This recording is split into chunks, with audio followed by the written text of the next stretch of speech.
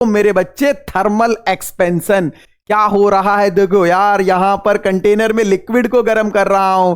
यहां पर भैया जब रोड पर चलते हैं तो ये जो दो आपके ओवरब्रिज बने हुए हैं इसके गैप रखते हैं भैया, ये जो लोहे की आयरन की रेल है भैया, ये इसमें ऐसा ऐसा शेप क्यों बन रहा है मेरे बच्चे, ये देखो ना कितना टेम्परेचर रेज कर रहे हैं भाई साहब। क्या होगा समझने की कोशिश करो। जब हम चीजों को गर्म करते हैं तो वो आसानी से फैलने लगती है, और जब ठंडा करते हैं तो आसानी से सिकुड़ने लगती है। सोचा है कभी? अरे भाई साहब, थर्मल एक्सपेंशन नाम से ही पता चल रहा है। थर्मल, जब आप किसी चीज को गर्म करोगे तो भैया उसके अंदर फैलाव होने वाला है, मतलब वो चीज एक्सपेंड करने वाली है मेरे बच्चे। इसी को मैं बोलूंगा थर्मल एक्सपेंशन। मतलब ये हुआ कि जब हम किसी भी सब्सटेंस को हीट प्रोवाइड करेंगे तो वो क्या करेगा, अपने साइज में एक्सपेंड करेगा।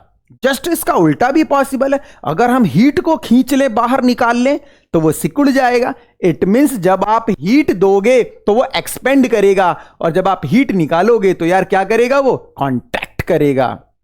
तो ये जो फिनोमिनाज होते हैं सभी, इनको हम बोलते हैं थर्मल एक्सपेंशन।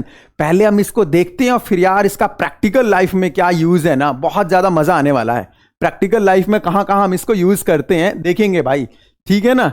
तो पहले तो आपके दिमाग में ये थर्मल एक्सपेंशन आ जाना चाहिए कि थर्मल एक्सपेंशन भैया हीट देने से कोई चीज बढ़ने लगेगी, ठीक है ना। जब हल्की हो जाएगी तो खींचने लगेगी, ऐसा क्यों होगा वो भी मैं आपको बताऊंगा। सो थर्मल एक्सपेंशन फाइनली अगर डिफाइन करने के लिए बोला जाए तो क्या है, whenever we supply the heat to the substance like solid, liquid, gases, all get expand, this phenomena is called thermal expansion। ठीक है भैया, तो आओ जरा देख लें, जरा थर्मल एक्सपेंशन में समझने की कोशिश करें जरा। थर्मल एक्सपेंशन भैया क्यों होता है ये थर्मल एक्सपेंशन?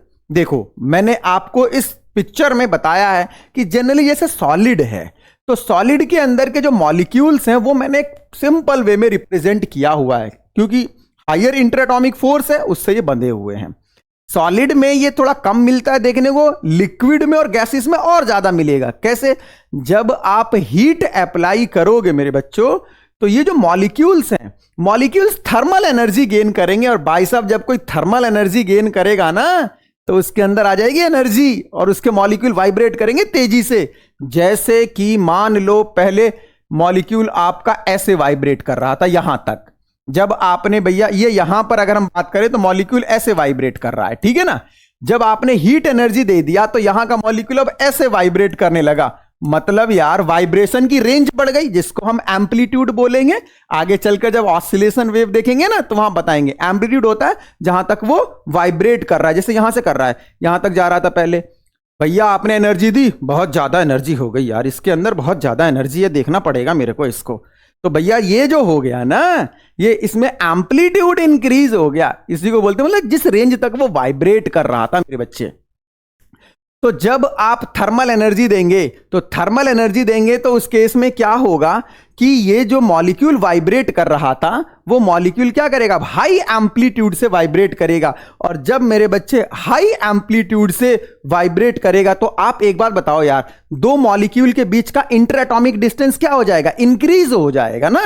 जैसे यहां पर पास पास में है वाइब्रेशन हो रहा था, अब जब दूर दूर वाइब्रेशन होने लगा तो यार इंटर एटॉमिक फोर्स जो है वो वीक हो गया मेरे बच्चे, वीक हो गया। वो इंटर एटॉमिक फोर्स से ही तो बंधा हुआ था, और जब आपने उसको थर्मल एनर्जी दी तो उसके पास एनर्जी आ गई कि भाई साहब अब मैं बंधा हुआ नहीं हूं, मैं तो दौड़ने के लिए रेडी हूं। और जब दौड़ने के लिए वो रेडी है तो भाई साहब इंटर एटॉमिक फोर्स कम हुआ, और रिजल्ट से क्या हुआ, उसके अंदर एक्सपेंशन आ जाएगा। ये तो मैंने एक मॉलिक्यूल की बात की है, इस तरीके से यार कितने मॉलिक्यूल्स होते हैं। तो जब सभी मॉलिक्यूल्स के बीच की डिस्टेंस इंक्रीज होगी तो ओवरऑल आपको क्या देखने को मिलेगा, वो जो भी सब्सटेंस है सॉलिड, उस सॉलिड में या लिक्विड में क्या हो जाएगा, फाइनल एक एक्सपेंशन देखने को मिलेगा, मतलब खिंचाव देखने को मिलेगा। इसी को हम बोलते हैं थर्मल एक्सपेंशन मेरे बच्चों, थर्मल एक्सपेंशन। तो चलिए जरा आगे की तरफ चलते हैं। आओ थोड़ा सा मैं आपको बेसिक लेवल पर लेकर जाता हूं, फिजिक्स की खूबसूरती को दिखाता हूं मैं आपको। यार फिजिक्स का अपना एक अलग मजा है, पता है आपको। जब हम फिजिक्स पढ़ते हैं ना, फिजिक्स वाले बड़े जीनियस होते हैं यार, पढ़ने वाले भी और पढ़ाने वाले भी। तारीफ नहीं कर रहा हूं मैं, बता रहा हूं मैं आपको। मैं फिजिक्स में जो बच्चा इंटेलिजेंट है ना, बहुत सही सॉलिड आईक्यू चल रहा है उसका, मजा आ जाएगा उसको। लॉजिकल सोच रहा है ना, वो लॉजिकल सोच रहा है। देखिए जरा, बिल्कुल बेसिक लेवल पर जाते हैं कि थर्मल एक्सपेंशन हुआ क्यों। जनरली होता क्या है मेरे बच्चों, इंटर एटॉमिक फोर्सेस की वजह से मॉलिक्यूल्स जो होते हैं किसी भी सब्सटेंस में, समझो जरा, यहां मैं एक डायग्राम बना रहा हूं, ये आपके जो है मॉलिक्यूल्स हैं। तो ये जो मॉलिक्यूल्स हैं ये सभी एक दूसरे से इंटर एटॉमिक फोर्स से बंधे हुए हैं, इंटर एटॉमिक फोर्स से बंधे हुए हैं भाई ये सब, ठीक है। अब क्या होगा, तो जब इंटर एटॉमिक फोर्स से बंधे हुए तो इन सभी के अंदर पोटेंशियल एनर्जी है। हमेशा ध्यान रखना, जब फोर्स ऑफ अट्रैक्शन होता है तो पोटेंशियल एनर्जी होती है भाई साहब। जब ये इस फोर्स से बंधे हुए हैं तो इनके पास अपनी एक पोजीशन फिक्स हो गई ना, पोजीशन फिक्स हो गई मतलब इनके अंदर पोटेंशियल एनर्जी है। पोटेंशियल एनर्जी को यू से बोल रहा हूं मैं भाई साहब। जब मैं इसको हीट दूंगा तो इनके अंदर का जो फोर्स है वो वीक होगा, क्योंकि इनको दौड़ने की क्षमता मिल जाएगी भाई साहब, एनर्जी आ गई ना। अब ये क्यों बंधेगा भाई साहब, इसके पास तो एनर्जी है। तो भैया इसका पोटेंशियल एनर्जी जो है ना वो वीक होने लगेगा। तो अगर मैं ग्राफिकल रिप्रेजेंटेशन करूं, देखो ये इक्विलिब्रियम है आर नॉट, आर नॉट जो है मेरा ये इक्विलिब्रियम है। अभी मैंने यहां पर जो भी टेम्परेचर दिया है आपका, अब इसके बाद मैं टेम्परेचर आगे लेकर चल रहा हूं। तो देखो जैसे जैसे मैं टेम्परेचर रेज करूंगा भाई साहब, वैसे वैसे एनर्जी जो है वो क्या होती जा रही है, एनर्जी कम होती जा रही है ना, ऊपर की तरफ चल रहा है ग्राफ ये। तो यहां पर भैया वाइब्रेशन की रेंज क्या हो गई, पहले भाई देखो यहां था ये, अब वाइब्रेशन की रेंज यहां आ गया कर्व ये, तो यहां तक हुआ वाइब्रेट। फिर थोड़ा सा और मैंने एनर्जी दिया तो भैया यहां तक, कौन सी एनर्जी, थर्मल, यहां तक वाइब्रेट हुआ भैया। फिर मैंने और एनर्जी बढ़ाई तो भैया यहां तक वाइब्रेट होने लगा। अरे भैया पहले यहां था, समझो जरा, ये रेंज थी, अब देखो इसमें इतना वाइब्रेशन इंक्रीज हुआ, इसमें इतना वाइब्रेशन इंक्रीज हुआ, इसमें इतना वाइब्रेशन इंक्रीज हुआ। क्या होता जा रहा है भैया, वाइब्रेशन इंक्रीज होता जा रहा है जैसे जैसे आप एनर्जी दे रहे हो, ठीक है ना। उसके साथ साथ आप देख रहे होगे ये इंटर एटॉमिक डिस्टेंसेस, ये क्या है भैया, इंटर एटॉमिक डिस्टेंसेस भी इंक्रीज होती जा रही है इस टाइम। देखो जैसे यहां पर ये है इंटर एटॉमिक डिस्टेंस, यहां तक देखें तो जब यहां आए तो ये हो गई इंटर एटॉमिक डिस्टेंस यहां से लेकर यहां तक, जब यहां आए तो इंटर एटॉमिक डिस्टेंस ये हो गई, यहां आए तो इंटर एटॉमिक डिस्टेंस। भैया क्या हो रहा है यार, इंटर एटॉमिक डिस्टेंस इंक्रीज होती जा रही है, मतलब क्या हुआ, फोर्स वीक होता जा रहा है। तो फाइनली क्या होगा, बॉडी एक्सपेंड कर जाएगी ना, बांधने को, जो मॉलिक्यूल को बांध कर रखा हुआ है जिस फोर्स ने, वो कम होता जा रहा है, एनर्जी कम होती जा रही है। भैया मॉलिक्यूल क्या होगा, एक्सपेंड करेगा। तो जब आप हीट एनर्जी देंगे मेरे बच्चों, तो हीट एनर्जी के केस में एक्सपेंशन होगा, और उसके लिए जो मॉलिक्यूलर एक्सप्लेनेशन है वो मैंने आपके सामने रख दिया है।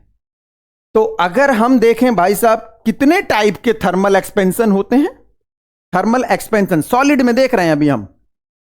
अगर हम सॉलिड में थर्मल एक्सपेंशन की बात करें मेरे बच्चों, तो सॉलिड में तो भैया लेंथ में हो सकता है, एरिया में हो सकता है, वॉल्यूम में भी हो सकता है भाई साहब, बिल्कुल सही बात है।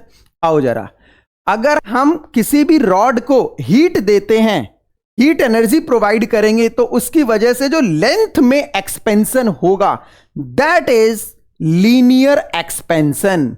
और अगर किसी भी बॉडी के सरफेस में, मतलब एरिया में एक्सपेंशन हुआ मेरे बच्चों, आपने कोई सीट ली 2D की है, उसको गर्म करना स्टार्ट कर दिया भाई साहब, एरिया बढ़ गया उसका। और जब उसका एरिया बढ़ गया तो मैं ये बोलूंगा कि भाई साहब वो जो एक्सपेंशन है ना वो सुपरफिशियल एक्सपेंशन है, मतलब उसका एरिया बढ़ गया भाई। क्यों बढ़ा भाई, तुमने आप टेम्परेचर रेज कर दिया, और भाई जब टेम्परेचर रेज करोगे तो कैसे, हीट दोगे, और मेरे बच्चों जब हीट दोगे तो उसके अंदर जो एक्सपेंशन हो रहा है that is areal expansion. 2D body है यार। अगर मैं 3D ले लूं भाई साहब, 3D, तो 3D के केस में क्या होगा देखना जरा।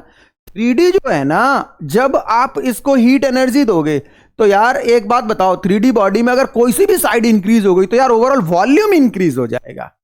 तो जो वॉल्यूम में चेंज देखने को मिल रहा है that is cubical expansion. So we have 3 types of expansion. Number 1 linear expansion, number 2 superficial expansion, and number 3 cubical expansion.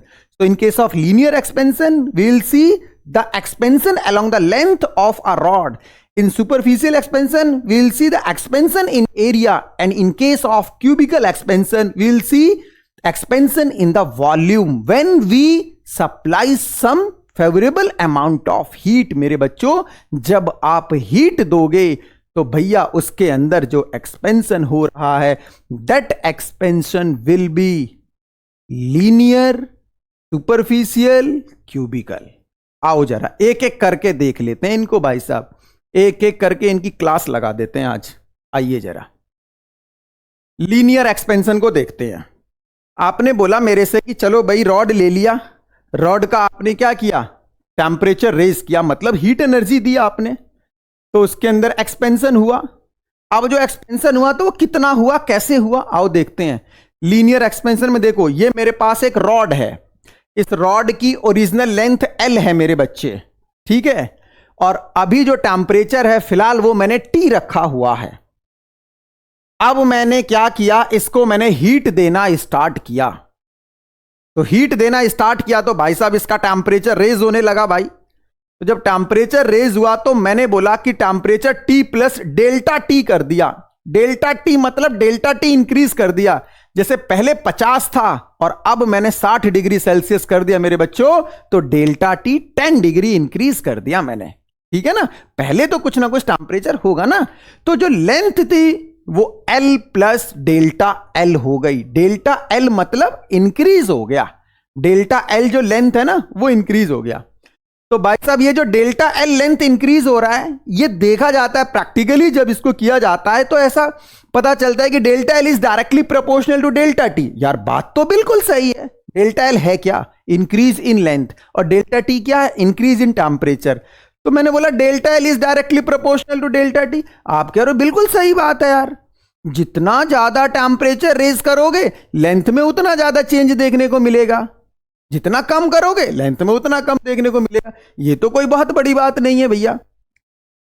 Second, delta L is directly proportional to L, it means rod की original length जितनी ज्यादा होगी उसमें उतना ज्यादा expansion कराया जा सकता है, क्योंकि मॉलिक्यूल्स को वाइब्रेट करने के लिए स्पेस ज्यादा मिल सकता है, मतलब बहुत सारे मॉलिक्यूल्स हो सकते हैं। भैया जब हम इन दोनों को कंबाइन कर देंगे तो delta L is directly proportional to L into delta T, और भैया जब डायरेक्टली प्रोपोर्शनल हटता है तो एक कांस्टेंट आता है, और यहां आ गया कांस्टेंट आपका ये अल्फा। यहां जो कांस्टेंट आया ये अल्फा है भाई, और इस अल्फा को मैं बोलूंगा coefficient of linear thermal expansion. Coefficient of linear thermal expansion, ठीक है मेरे बच्चों। अब देखो जरा coefficient of linear thermal expansion alpha, इसको भैया कैसे डिफाइन करोगे, बेसिकली यहीं से मटेरियल डिसाइड होगा कि कितना उसके अंदर एक्सपेंशन आ सकता है। समझो जरा, अगर हम देखें मेरे बच्चों तो अल्फा की वैल्यू देखो जरा, यहां से कितना हो जाएगा, alpha equal to delta L upon L into delta T। तो अगर मैं इस अल्फा की यूनिट देखूं तो भैया ये भी लेंथ, ये भी लेंथ, ये बेशक चेंज इन लेंथ है लेकिन है तो मेरे भाई लेंथ ही ना, तो change in length upon original length ये कैंसिल आउट हो जाएगा। डेल्टा T का यूनिट क्या होगा, सेल्सियस, तो सेल्सियस इनवर्स हो जाएगा ये इसकी जो यूनिट बनेगी। अगर आप मेरे से कहते हैं कि भैया इसको जरा डिफाइन करना जरा कॉफिशिएंट ऑफ लीनियर एक्सपेंशन, बिल्कुल हो जाएगा मेरे भाई। देखो हमने एक रॉड ली जिसकी ओरिजिनल लेंथ थी 1 मीटर, हमने इसका टेम्परेचर रेज कर दिया 1 डिग्री सेल्सियस, तो इसकी लेंथ में जो भी चेंज आया कुछ ना कुछ तो जरूर आएगा ना, बहुत कम आए बेशक, क्योंकि भैया टेम्परेचर रेज करोगे तो यार लेंथ तो इंक्रीज होगी ना। जो भी लेंथ में चेंज आया है that will be coefficient of linear thermal expansion. 1 metre की रॉड के अक्रॉस का टेम्परेचर 1 डिग्री सेल्सियस बढ़ा दो, भैया जो भी लेंथ में चेंज आएगा that will be coefficient of linear thermal expansion. तो coefficient of linear thermal expansion is numerically equal to change in length of a rod whose original length is 1 meter by increasing the temperature 1 degree Celsius। तो 1 degree Celsius अगर आप temperature raise करते हैं तो जो भी length में change आता है ये बहुत कम होता है, पता थोड़ी चलता यार ऐसे होता है, 0.00004332 कुछ भी वैल्यू लिख सकता हूं, इतने सेल्सियस इनवर्स। मतलब आप अब लगा लो कि भैया अगर आप 1 डिग्री टेम्परेचर 1 मीटर रॉड का चेंज करेंगे तो उसकी लेंथ में इतना चेंज आएगा यार, पता भी नहीं चलेगा ना, बहुत टाइम के बाद आपको पता चलेगा अच्छा इसमें एक्सपेंशन हो रहा था, धीरे धीरे धीरे धीरे बहुत कुछ हो रहा था। चलो भैया सुपरफिशियल एक्सपेंशन देखें तो भाई ये तो एरिया में होगा और ये भी बहुत सिंपल है, जैसे हम लोग पहले देख रहे थे बिल्कुल वैसे ही अब देखना है। देखना जरा, हमने एक शीट लिया भाई 2D, इस शीट का ओरिजिनल एरिया है S, टेम्परेचर है भाई T, ओरिजिनल टेम्परेचर इसका T है, ठीक है। अब क्या किया हमने, इसका टेम्परेचर रेज करके कर दिया भाई T प्लस डेल्टा T, तो मेरे भाई इसका एरिया इंक्रीज होगा ना, थर्मल एक्सपेंशन तो होगा, तो थर्मल एक्सपेंशन होके इसका एरिया हो गया मेरे बच्चों S प्लस डेल्टा S।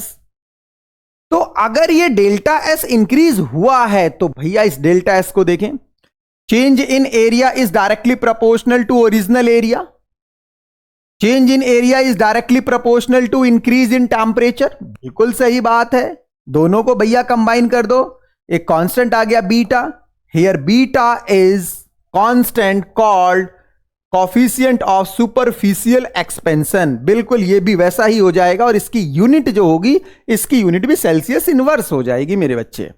मतलब वही 1 मीटर स्क्वायर सीट का टेम्परेचर भैया 1 डिग्री सेल्सियस रेज कर दो तो जो भी एरिया में चेंज आएगा that will B coefficient of superficial expansion.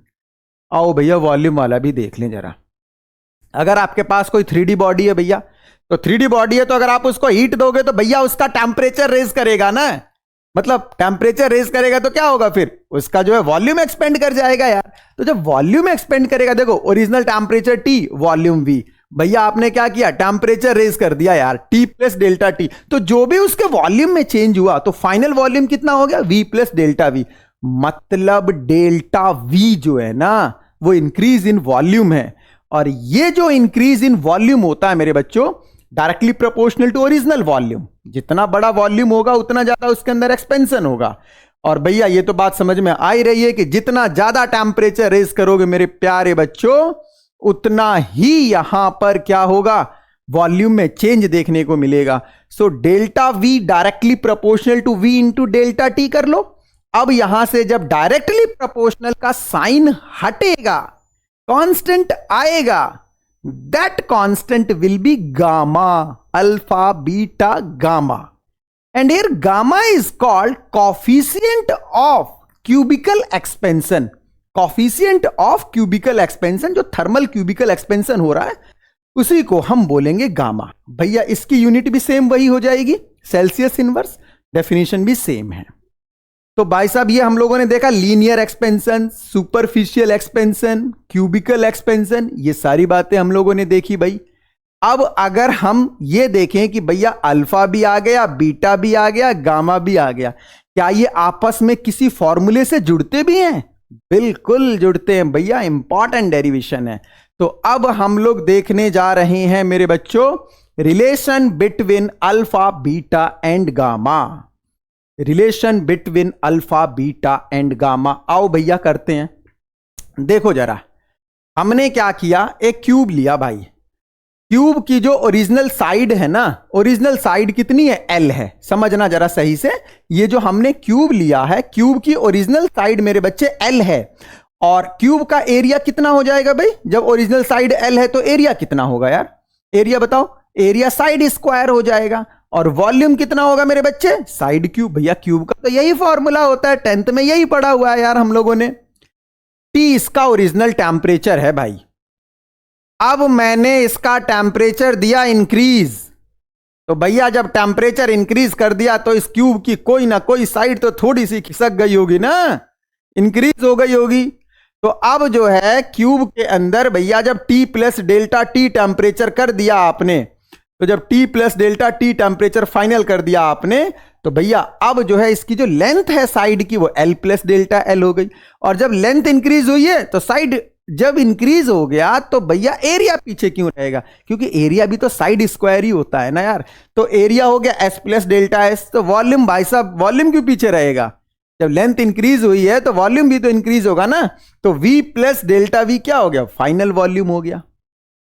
आओ पहले हम लोग अल्फा और बीटा में रिलेशन करेंगे, फिर अल्फा और गामा में करेंगे। तो अगर मेरे को अल्फा और बीटा के लिए देखना है तो देखना जरा, जो फाइनल एरिया है अब S प्लस डेल्टा एस, वो क्या हो जाएगा, फाइनल साइड का स्क्वायर, और फाइनल साइड कितना है L प्लस डेल्टा L का स्क्वायर। तो भाई साहब S plus delta S equal to L square plus delta L square plus 2L delta L, यही होगा मेरे बच्चे। अब देखो जरा डेल्टा एस की वैल्यू रख रहा हूं भाई साहब, डेल्टा एस की वैल्यू क्या है, S plus beta S delta T. अरे अभी तो देख कर आए यार भैया, डेल्टा एस कितना होता है यार, delta S beta S into delta T. अभी बिल्कुल वीडियो के पीछे जाके देखो, 2 मिनट पहले ही बताया मैंने। L square plus delta L square plus 2L। भैया अल्फा की वैल्यू भी रख रहा हूं मैं यहां पर, अल्फा की वैल्यू कितनी रख रहा हूं, अल्फा सॉरी डेल्टा L की वैल्यू कितनी रख रहा हूं, अल्फा L डेल्टा टी कर दिया भैया, ठीक है ना। अब देखो जरा यहां से भाई साहब, डेल्टा L क्या है यार, डेल्टा L लीनियर एक्सपेंशन है, जो हो रहा है उसमें जो लेंथ में चेंज देखने को मिल रहा है यार, कितना मिलता है 10 किलोमीटर 20 किलोमीटर भैया, 0.00012 करके ऐसे करके मिल रहा होगा। तो भैया ये वैल्यू तो बहुत छोटी है ना, और जब मैं इसको स्क्वायर कर दूंगा तो इसका तो अस्तित्व ही खत्म हो जाएगा यार, बिल्कुल ना के बराबर। एक तो पहले से कम, ऊपर से आपने स्क्वायर कर दिया, भैया कहीं तो बक्सो इसे यार। डेल्टा L स्क्वायर का खेल खत्म। S plus beta S delta T, भैया L स्क्वायर कॉपी हो गया, डेल्टा L स्क्वायर खेल खत्म, 2L square alpha delta T. मेरे बच्चों देखना जरा इधर, अब हमने क्या किया, इसमें S कॉमन ले लिया तो 1 प्लस बीटा डेल्टा टी, और इसमें से मैंने L कॉमन ले लिया L स्क्वायर, तो यहां 1 बचेगा प्लस 2 अल्फा डेल्टा टी। अब देखो जरा, S equal to L square, S क्या है ओरिजिनल एरिया, और L स्क्वायर क्या है भैया, ओरिजिनल साइड का स्क्वायर यार। तो ये स्टार्टिंग में ही मैंने आपको बता दिया था मेरे बच्चे कि जो ओरिजिनल एरिया है S equal to L square, तो इस हिसाब से भैया इनका तो खेल खत्म हो गया। तो देखना जरा यहां से क्या हुआ, S equal to L square खेल खत्म, 1 plus beta delta T equal to 1 plus 2 alpha delta T, 1 से 1 का खेल खत्म, beta delta T equal to 2 alpha delta T. तो भैया डेल्टा टी से डेल्टा टी का खेल खत्म, सभी का खेल खत्म हो रहा है, और बीटा इक्वल टू 2 अल्फा, मतलब सुपरफिशियल एक्सपेंशन जो होता है वो आपका coefficient of linear thermal expansion के ट्वाइस के इक्वल होता है, ठीक है। तो बीटा इक्वल टू 2 अल्फा आ गया, बहुत सिंपल रहा। अब इसी तरीके से अगर मेरे को अल्फा और गामा में करना है भाई, तो अल्फा और गामा में भी हो सकता है। फाइनल वॉल्यूम क्या आएगा भाई साहब, फाइनल वॉल्यूम जो आएगा वो फाइनल साइड का क्यूब। अब भैया देखो V plus delta V, A plus B का होल क्यूब कर रहे हैं भाई, सबको आता होगा यार, सबको आता होगा, मेरी हेल्प करो चलो। A cube plus B cube plus 3AB square plus 3B square A, सभी को पता A भैया L बोला है मैंने, B को डेल्टा L बोला है। तो देखना जरा, डेल्टा L का क्यूब हो गया और डेल्टा L का स्क्वायर हो गया यार, इन दोनों का अस्तित्व जो है ना मैं खत्म करना चाहता हूं, क्योंकि एक तो ये बहुत छोटे हैं और ऊपर से इन पर क्यूब कर दिया और इन पर स्क्वायर कर दिया, तो क्यूब और स्क्वायर करने से तो ये बहुत छोटे हो गए ना, खत्म करो खेल इनका। जैसे मानो कि 0.00001 है, भैया इसको स्क्वायर करना जरा, जब आप इसका स्क्वायर करोगे तो आएगा 0.0000001, और क्यूब करोगे तो और खतरनाक आएगा, देख भी नहीं पाओगे, इसीलिए मैंने खेल ही खत्म कर दिया इनका। तो भैया L क्यूब, और यहां पर कितना हो गया, ये 3L आपका, और डेल्टा L की जगह अल्फा L डेल्टा टी। तो इसको अगर आप सॉल्व करोगे मेरे बच्चों, तो देखो बिल्कुल सेम चल रहा है जैसे हमने यहां किया था भाई। अब फिर से भैया मैंने इधर से V निकाल लिया बाहर, इधर से L क्यूब निकाल लिया बाहर, तो L क्यूब से V का खेल खत्म, क्योंकि ओरिजिनल वॉल्यूम जो है ओरिजिनल साइड का क्यूब होगा। तो 1 plus gamma delta T equal to 1 plus 3 alpha delta T, 1 से 1 का खेल खत्म। तो भैया gamma delta T equal to 3 alpha delta T, और gamma equal to 3 alpha. It means gamma equal to जो 3 अल्फा आया, तो हमें यह पता चला भाई कि हमने देखा अभी बीटा इक्वल टू 2 अल्फा और गामा इक्वल टू 3 अल्फा। तो अगर alpha ratio beta ratio gamma देखें, अगर मैं अल्फा को 1 बोल रहा हूं तो बीटा इसका ट्वाइस है और गामा इसका थ्राइस है। तो 1:2:3 मतलब alpha ratio beta ratio gamma जो होता है मेरे बच्चों वो 1:2:3 होता है। इस हिसाब से आप लोग देख सकते हैं कि जो सबसे ज्यादा एक्सपेंशन होता है वो वॉल्यूम में देखने को मिलेगा। ठीक है ना। तो इस टॉपिक को हमने सही से देखा, ये आपके एग्जाम में जनरली आ जाता है। मैं आपको बार बार बताकर चल रहा हूं कि पढ़ाई का कोई शॉर्टकट नहीं होता यार। आप लोग 30 मिनट 35 मिनट के चक्कर में मत लगा करो, आप लोग अपनी पढ़ाई पर फोकस करो यार। 1 से 2 घंटे में अगर कोई पूरा चैप्टर सही से समझ में आ रहा है तो यार टाइम दो ना। आप टाइम, पूरे साल लग जाते हैं बच्चों को चैप्टर समझ में नहीं आते, आपको 1 से 2 घंटे में नंदू भैया समझा रहे हैं। आप समझो यार, समझने की कोशिश करो मेरे बच्चों। ठीक है। अभी जो हमने थर्मल एक्सपेंशन पढ़ा है ना, इसको यार डेली लाइफ से जोड़ देते हैं। चलो आगे की तरफ चलते हैं, अब डेली लाइफ से जोड़ते हैं। चलो भाई, अब हम लोग क्या करते हैं, जो हम लोगों ने ये सॉलिड में एक्सपेंशन देखा, linear expansion, superficial expansion, volume expansion, इसको हम लोग अब अप्लाई कर देते हैं मेरे बच्चों। तो देखो, आप लोगों ने ये सिचुएशन देखी होगी आपके सामने। सिचुएशन का मतलब ये है कि जैसे मानो कि ये जो आयरन की रिम है, आयरन की रिम को जब हम लोग टांगे में जो वो वुडन का जो व्हील होता है उसके ऊपर जब फिट करना होता है तो कैसे करते हैं समझना जरा। देखो, इस केस में हम लोग किस हिसाब से इसको फिट करेंगे, मतलब टांगे के अंदर ये जो वुडन का जो बॉक्स होता है मेरे बच्चे, जो व्हील होता है, अब इसके ऊपर मेरे को आयरन लगाना है। मतलब ये हुआ कि इस आयरन को फिट करना है इसके ऊपर। ये एक आयरन की स्ट्रिप है भैया, इसका डायमीटर मैं कम रखूंगा, मतलब इसकी रेडियस कम रखूंगा मैं, और ये आपका वुडन का व्हील है।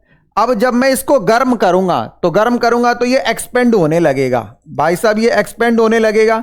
तो जब ये एक्सपेंड होगा तो एक्सपेंड होकर ये इस पर फिक्स हो जाएगा। ये गर्म करके किया है मैंने थर्मल एक्सपेंशन से।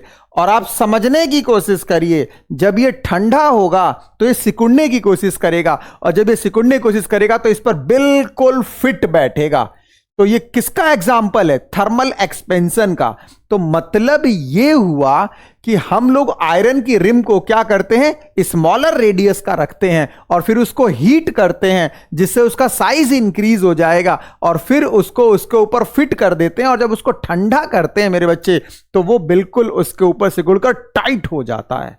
इस हिसाब से आओ जरा और देखो, आप लोगों ने देखा होगा ये स्मॉल गैप्स प्रोवाइड किए जाते हैं रेलवे ट्रैक के बीच में। ऐसा क्यों होता है भाई, कि जब इस पर रेल पास होगी मेरे बच्चे तो ये जो ट्रैक है ये गर्म होगा, ये जो आयरन है ये गर्म होगा, और गर्म होगा तो ये एक्सपेंड हो जाएगा। एक्सपेंड होगा तो जो गैप है वो फिल हो सकता है। ठीक इसी तरीके से जॉइंट के बीच में भी गैप रखा जाता है, ये जो ब्रिजेस हैं लोहे के। क्यों भैया, क्योंकि इसके ऊपर जब कोई भी मूवमेंट होगा तो उसकी वजह से ये गर्म होगा, और गर्म होगा तो भैया एक्सपेंशन होगा, और जब एक्सपेंशन होगा तो वो जो गैप है वो भर जाएगा। इसी तरीके से मैंने आपको स्टार्टिंग में भी जो पिक्चर दिखाई थी वो भी बता देता हूं भाई साहब मैं। जैसे हमने यहां पर देखा था, इसमें ये जो रोड के बीच में ये जो हमने आयरन का जो ये गैप क्रिएट किया हुआ है, मतलब अगर कोई ब्रिज बनाते हो तो जो पैच होता है, एक पैच को दूसरे पैच से जोड़ते हैं तो बीच में गैप रखते हैं। ऐसा क्यों भैया, क्योंकि कंटिन्यू ओवर द टाइम ये गर्म होकर एक्सपेंड करेगा, और ये जो गैप है ना इसमें बिल्कुल फिट बैठ जाएगा, इसलिए इसको हमने इस तरीके से किया हुआ। ये सब थर्मल एक्सपेंशन का ही एग्जाम्पल है मेरे बच्चों। तो प्रैक्टिकल लाइफ में थर्मल एक्सपेंशन को आप बहुत सही तरीके से देख सकते हो। तो हम लोगों ने क्या किया, थर्मल एक्सपेंशन को कंप्लीट किया, और थर्मल एक्सपेंशन को कंप्लीट करने के बाद अब कुछ इसके न्यूमेरिकल्स अप्लाई कर देते हैं मेरे बच्चों। आइए जरा न्यूमेरिकल्स की तरफ चलते हैं जरा कुछ। आओ देखो मेरे बच्चों, पहला न्यूमेरिकल क्या कह रहा है ये, इसमें बोला गया है if the temperature of a rod is increased by 10 degree Celsius. किसी रॉड का अगर आप टेम्परेचर 10 डिग्री सेल्सियस इंक्रीज कराते हो तो इसकी लेंथ में 1% का इंक्रीमेंट हो रहा है। भैया थर्मल एक्सपेंशन होगा ना, कितना थर्मल एक्सपेंशन हो रहा है, 1% का। कब, जब भैया 10 डिग्री सेल्सियस का आप टेम्परेचर रेज कह रहे हैं। वो कह रहा है what is the percentage change in the volume of the body of the same material for 10 degree Celsius increase in the temperature. मतलब भैया आपको क्या दिया हुआ है, आपको गिवन जो है ना delta L upon L into 100। भैया डेल्टा एल क्या है, इंक्रीज इन लेंथ, एल क्या है ओरिजिनल, ये कितना दे रखा है 1%, 1% दे रखा है। आपसे क्या पूछा गया है, delta V upon V into 100, ये कितना होगा भाई साहब। आप एक बात बताओ यार, अगर हम यहां से समझने की कोशिश करें delta L upon L into 100, अब देखो जरा इधर फॉर्मूला होता है हमारा delta L equal to alpha delta T into L, तो ये हो जाएगा भाई कितना, delta L upon L equal to alpha into delta T.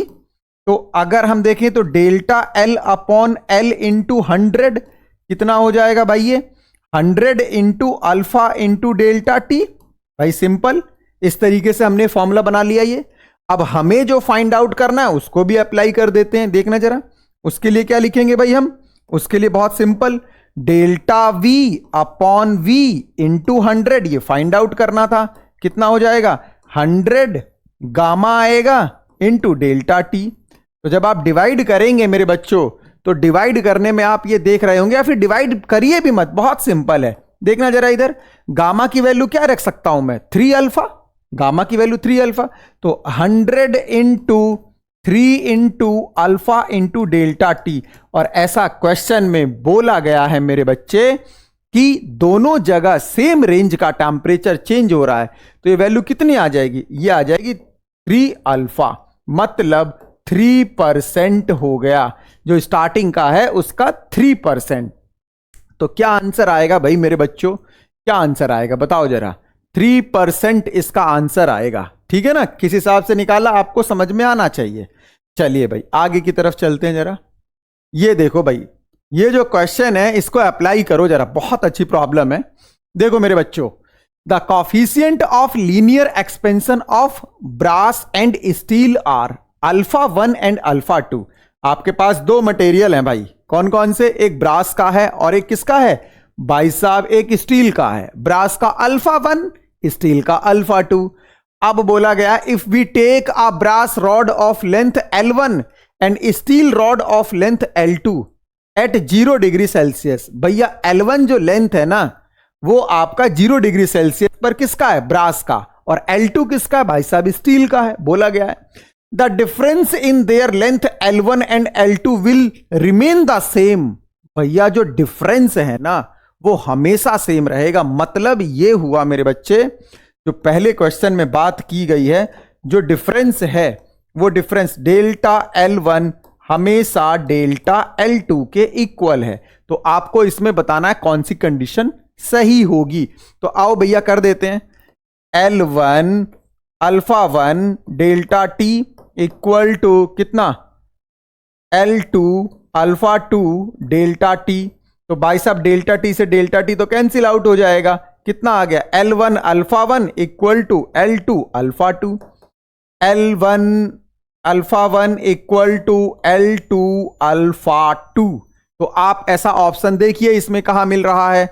अगर आप ऐसा ऑप्शन इसमें देखेंगे तो ऑप्शन नंबर ए आपका 100% सही हो जाएगा। तो इसका जो आंसर है वो आंसर कितना है, ऑप्शन नंबर ए है। तो आप यहां पर वेरीफाई कर सकते हैं मेरे बच्चों, इसका जो आंसर आएगा वो आंसर नंबर ए आएगा। ठीक है, बहुत सिंपल रहा ये, बहुत सिंपल। चलो भैया अब ये जो नेक्स्ट है इसको देखो जरा। A bimetallic strip is made of aluminium and steel.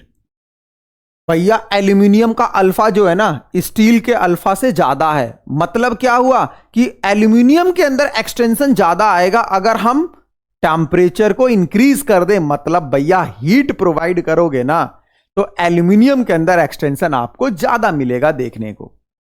अब वो कह रहा है अगर हम हीट कर दें तो भैया बताओ जरा, पहले तो आपको इस क्वेश्चन को समझने के लिए बाइमेटेलिक स्ट्रिप को समझना पड़ेगा कि बाइमेटेलिक स्ट्रिप क्या होती है। समझो जरा, बाइमेटेलिक स्ट्रिप जो होती है ना मेरे बच्चों, बाइमेटेलिक स्ट्रिप में हम क्या करते हैं कि दो इक्वल लेंथ, जैसे मैंने क्या किया, कि ये ले लिया मैंने आपका एल्यूमिनियम, ठीक है, और इसी तरीके से दूसरा ले लिया मैंने स्टील। दोनों की लेंथ सेम है, डायामीटर आप अलग भी रख सकते हो, कोई दिक्कत नहीं है। ये हो गया आपका स्टील, ठीक है। अब क्या होता है, ये बाई मेटेलिक स्ट्रिप बन गई है। इन दोनों का अल्फा अलग अलग है। इन दोनों का जो अल्फा है ना, अल्फा जो आपका है, अल्फा एल्यूमिनियम का ज्यादा दे रखा है किसके कंपैरिजन में, स्टील के कंपैरिजन में। देखो ना, ऐसा क्वेश्चन में बोला गया एल्यूमिनियम का अल्फा ज्यादा है। अब क्या होगा, जब आप इनको हीट दोगे इक्वल अमाउंट का, तो आप अपने आप सोचो यार, जब आप इक्वल अमाउंट का हीट दोगे तो एल्यूमिनियम के अंदर ज्यादा एक्सटेंशन होगा एज कंपेयर टू स्टील। तो उस केस में क्या होगा, ये जब एक्सपेंड करेगा तो ये कुछ इस तरीके की शेप लेगा भाई, इस तरीके की शेप लेगा। ए ऐसे, स्टील वाला जो है ये ऐसे हो गया, और ये जो एल्यूमिनियम वाला, क्योंकि एल्यूमिनियम के अंदर एक्सटेंशन ज्यादा आएगा, तो ऊपर वाले के अंदर क्या हो जाएगा भाई, ये जो है आपका, अगर हम इस तरीके से देखें, क्योंकि इसकी लेंथ ज्यादा आएगी, ये ऐसे हो जाएगा, ऐसे। ये ऊपर वाला एल्यूमिनियम है और नीचे वाला आपका स्टील है। तो आपको दिख रहा होगा एल्यूमिनियम की लेंथ ज्यादा, क्योंकि जब ज्यादा गर्म करेंगे तो क्या होगा भाई साहब, एल्यूमिनियम जो है वो ज्यादा एक्सटेंड करेगा, बिकॉज इसका अल्फा ज्यादा है। तो आप देख रहे होंगे स्टील साइड में कॉनकेव बनेगा, इधर से अगर देखेंगे तो आप, और उस साइड क्या बनेगा, कॉन्वेक्स बनेगा अगर इधर से देखेंगे तो। अब आप ऑप्शन देख लीजिए कि भैया कौन सा सही है। आइए जरा ऑप्शन देखते हैं क्या कह रहा है ये। पहले में बोला है will bend with aluminium on concave side, नहीं भाई साहब, एल्यूमिनियम तो कॉन्वेक्स साइड है। गेट ट्विस्टेड, नहीं ट्विस्ट नहीं होगा। रिमेन स्ट्रेट कभी नहीं रह सकता भैया, एक्सटेंशन तो होगा, दोनों में अलग अलग होगा। Will bend with steel on concave side, बिल्कुल सही भैया, कॉनकेव साइड में स्टील होगा, ठीक है। इस हिसाब से आप इस क्वेश्चन को कर सकते थे। देखो जरा, अब इसमें क्या बोला गया, when a body is heated the maximum rise will be in. भैया जब हम किसी बॉडी को हीट करेंगे तो मैक्सिमम राइज किस में होगा यार, बताओ। Surface area, density, length, volume, साफ साफ पता चल रहा है यार। गामा इक्वल टू क्या होता है, गामा जो होता है ना, ये 3 अल्फा होता है, ठीक है। तो वॉल्यूमेट्रिक एक्सपेंशन सबसे ज्यादा देखने को मिलता है, तो गामा की जो वैल्यू होगी मेरे बच्चों वो सबसे ज्यादा होगी, सबसे ज्यादा। चलो भैया देखो जरा, ये वाला जो क्वेश्चन है, ये आप लोगों ने जब यंग्स मॉडुलस पढ़ा था, जब मैंने आपको सॉलिड चैप्टर पढ़ाया था मेरे बच्चे, तो सॉलिड में जो यंग्स मॉडुलस का फॉर्मूला है, वो यंग्स मॉडुलस का फॉर्मूला y इक्वल टू कितना, force upon area into original upon change in length, ये होता था। अब इस क्वेश्चन को समझने की कोशिश करो जरा, क्या बोला गया है। A steel wire of 2 mm square cross section area, मतलब क्रॉस सेक्शन एरिया कितना है भाई, 2 mm स्क्वायर है, मतलब 2 इंटू 10⁻⁻6 मीटर स्क्वायर हो जाएगा। अब इसको हमने क्या किया, is held straight under no tension. भैया स्ट्रेट रख दिया, बिल्कुल ढीला करके रख दिया होगा, इस तरीके से रख दिया होगा। देखो जैसे ये है, क्लैम्प कर दिया 2 जगह, ये आराम से, कोई टेंशन नहीं है इसमें, आराम से रिलैक्स बैठा है मेरे बच्चे, ये कोई टेंशन नहीं है इस वायर में। अब क्या होगा, by attaching it formally 2 point, बिल्कुल सही है। जो लेंथ है वो 1.50 मीटर अपार्ट है, मतलब भाई साहब ये हुआ, ये जो है हमने इसके बीच में कर दिया 1.50 मीटर, ये ओरिजिनल लेंथ हो जाएगा वैसे। अब देखो जरा, if the temperature now decrease to 5 degree Celsius, तो भैया सिकुड़ जाएगा ना अब ये, और जब ये सिकुड़ेगा ना तो ये टाइट हो जाएगा, खिंच जाएगा। तो जैसे ही आपने टेम्परेचर को फॉल कराया, अब ये क्या हो गया, दोनों पॉइंट के बीच में टाइट फिक्स्ड हो गया, और अब इसकी सिचुएशन जो बनेगी मेरे बच्चे वो कुछ ऐसी हो जाएगी, बिल्कुल टाइट। पहले ऐसे था और अभी बिल्कुल सिकुड़ गया ये। तो डेल्टा एल जो आया इसमें, वो डेल्टा एल कितना आएगा, देखना जरा, डेल्टा एल जो आएगा वो कितना आएगा, L into alpha into delta T, ये आ जाएगा। तो आपको बताना है कि टेंशन कितना होगा। तो देखो भैया टेंशन भी कर देते हैं हम लोग इसमें, टेंशन कैलकुलेट करना कोई बहुत बड़ी बात थोड़ी है, आओ जरा कर देते हैं।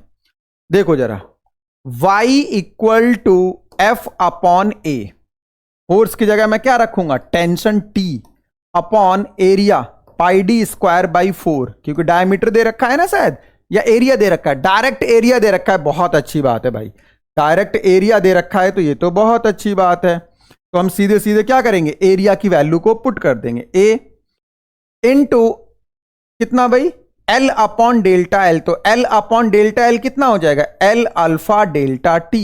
तो एल से एल कट गया, आपको टेंशन कैलकुलेट करना है मेरे बच्चे। तो tension equal to Y into A into alpha into delta T. सीधे सीधे वैल्यू रखिए भाई साहब, delta T change in temperature है जो कि कितना है 5 डिग्री सेल्सियस चेंज कराया है हमने। देखो जरा कितना चेंज कराया भाई, 5 डिग्री सेल्सियस चेंज कराया, डिक्रीज कर दिया है। पहले 30 था तो 5 डिग्री सेल्सियस चेंज करा दिया। और आपको यहां पर y की वैल्यू भी दे रखी है और अल्फा की वैल्यू भी दे रखी है, सब कुछ दे रखा है। सीधे सीधे जो फॉर्मूला निकल कर आया हमारा वो कितना आया, फॉर्मूला निकल कर टेंशन का जो फॉर्मूला मैंने बनाया टेंशन का, वो टेंशन का फॉर्मूला आया T इक्वल टू कितना, y अल्फा कितना, y alpha area delta T. ये फॉर्मूला बना, सीधे वैल्यू डालो यार, इसमें आंसर आ जाएगा। ठीक है, चलिए बहुत अच्छी प्रॉब्लम थी ये। आगे की तरफ चलते हैं हम लोग। देखो भाई इसमें क्या बोला गया है, एक स्टील का वायर है 2 mm डायामीटर का, is stretch between 2 clamp, 2 clamp के बीच में हमने इसको बांध दिया। When its temperature is 40 degree Celsius, calculate the tension in the wire when its temperature fall to 30 degree Celsius। Same concept है भाई, सेम कॉन्सेप्ट, टेंशन बताना है, अभी अभी किया है, सेम कॉन्सेप्ट पर है ये। और सेम कॉन्सेप्ट पर हमने देखा था कि भैया जो टेंशन होता है वो y alpha area into delta T. अगर आप MCQ कर रहे हो तो इस हिसाब से आप लोग कर सकते हो।